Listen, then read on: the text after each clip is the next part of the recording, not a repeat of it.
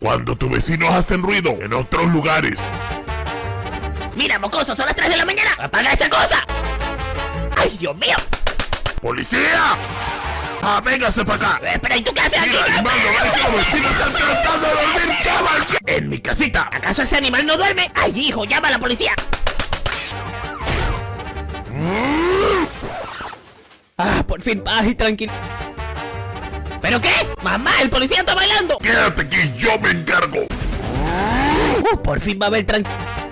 ¡Mamá!